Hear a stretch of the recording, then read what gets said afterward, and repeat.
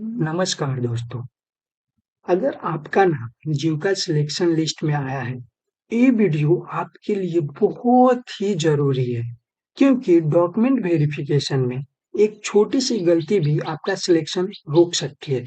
इसीलिए वीडियो को ध्यान से देखिए और अंत तक ज़रूर देखिए।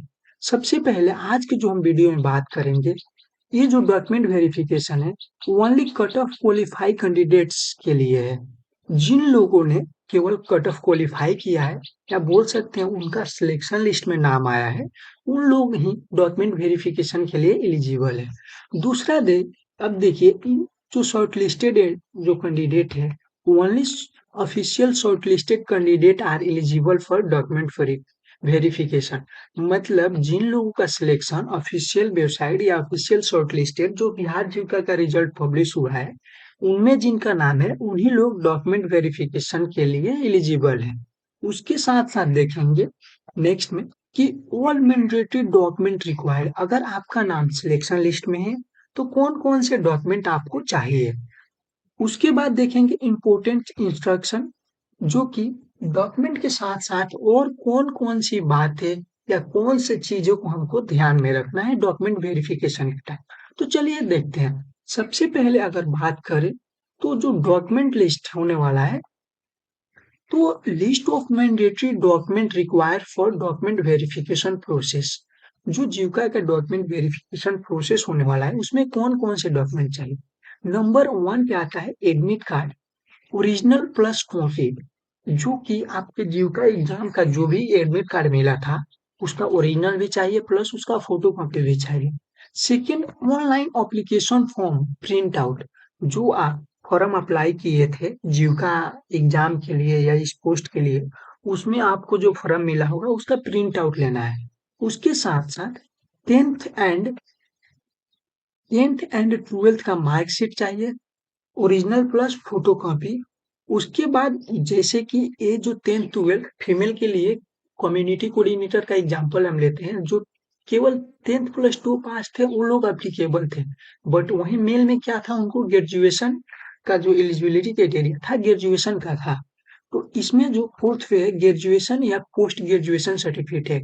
तो जिस पोस्ट के लिए ग्रेजुएशन के लिए एरिया कोऑर्डिनेटर था, बहुत सारा पोस्ट जो था कि ग्रेजुएशन बेस्ड था, तो उन लोगों को 10th प्लस 2 के साथ साथ ग्रेजुएशन और पोस्ट ग्रेजुएशन का सर्टिफिकेट विथ प्रिंट आउट भी ले जाना है। उसके बाद कास्ट और ईडब्ल्यूएस सर्टिफिकेट। कास्ट सर्टिफिकेट इसलिए अनिवार्य है क्योंकि जो शॉर्टलिस्टेड कैंडिडेट हुए या जो कट ऑफ निकला है, वो कास्ट के बेस पे निकला है, तो उसको आपको सेटिस्फाइड करना पड़ेगा कि मेरा जो कास्ट का कैटेगरी है ये है, और आपके कास्ट सर्टिफिकेट।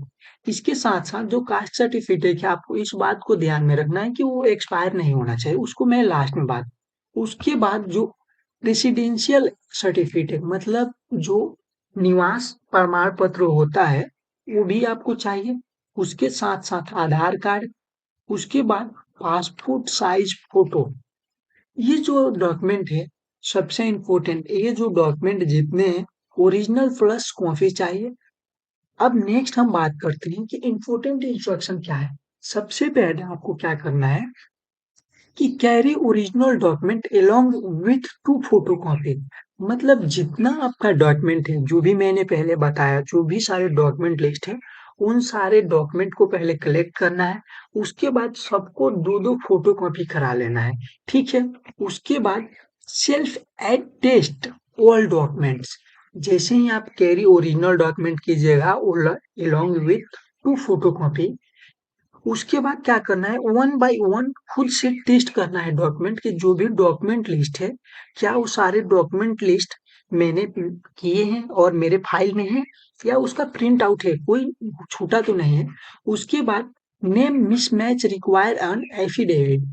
इसका कहने का मतलब है कि अगर जो आपका नाम जीविका जो एग्जाम के लिए भरे हैं या फिलअप किए हैं, उसी के अकॉर्डिंग जो भी आपका अगर नाम में कोई मिसमैच है, तो उसको सबसे पहले सुधार करा लेना है या कर लेना है आपको, जैसे उसको नाम मिसमैच नहीं होना चाहिए। उसके बाद जो भी है, expiry expired certificate will not be accepted. मतलब मैंने शुरू में ही बताया, जैसे कि निवास हुआ या जाति प्रमाण पत्र हुआ या जो भी आय प्रमाण पत्र, तो यही 10th 12th तो वैलिड ऑलवेज होता है डॉक्यूमेंट वेरिफिकेशन। तो स्पेशल अगर हम बात करें तो caste certificate and residential certificate, ये दोनों चीजें मतलब आफ्टर 1 मंथ अनएक्सपायर हो जाता है। तो उसके ये एक्सपायर हो जाता है, तो उसको अगर नहीं है तो आप फिर से अप्लाई कर दीजिए, जो कि 10 से 15 दिन में आपको ओरिजिनल मिल जाएगा। तो इम्पोर्टेंट इंस्ट्रक्शन में सबसे पहले क्या करना है आपको कि जितना भी डॉक्यूमेंट्स है उसको 2 फोटो कॉपी के साथ कैरी कर लेना है। उसके बाद उसको खुद से एक बार सेल्फ टेस्ट कर लेना है। फिर अगर नाम मिसमैच रिक्वायर है उसको कर लेना है, और जो भी एक्सपायर्ड सर्टिफिकेट है उसको हटा के उसको जो नॉर्मल या वैलिड सर्टिफिकेट है उसमें कन्वर्ट करना है। उसके साथ साथ फिर फाइनल चेक क्या करना है, तो देखिए, वेरीफाई द डॉक्यूमेंट, जो वेरिफिकेशन डेट है फ्रॉम ऑफिशियल वेबसाइट, जो भी आपका ऑफिशियल वेबसाइट होगा, क्योंकि एक दिन में सारे कैंडिडेट का डॉक्यूमेंट वेरिफिकेशन पॉसिबल नहीं है। तो हर एक कैंडिडेट के लिए एक ऑफिशियल वेबसाइट जो होगा उस पे आपके जो शॉर्टलिस्टेड कैंडिडेट होंगे उनके डॉक्यूमेंट वेरिफिकेशन का candidate name, document verification date and with time भी मेंशन किया जाएगा। तो उसके पहले आपको डॉक्यूमेंट वेरिफिकेशन के लिए क्या करना है कि verify the document date from official website, ठीक है।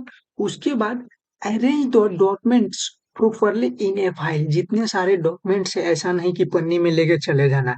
एक फाइल खरीदना है, उस फाइल में सारे डॉक्यूमेंट को अरेंज करना है, फिर उसको लेके जाना है।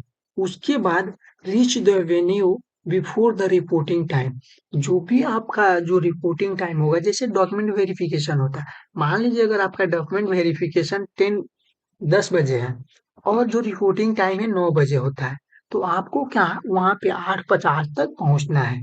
तो डॉक्यूमेंट वेरिफिकेशन सबसे पहले ऑफिशियल वेबसाइट जो डेट जारी करेगा उसे वेरीफाई कर ले। उसके बाद सभी डॉक्यूमेंट को प्रॉपरली फाइल में व्यवस्थित कर ले। ये सारी इंफॉर्मेशन बताने के बाद अगर आपका सिलेक्शन हुआ तो कमेंट में सिलेक्टेड जरूर लिखिए।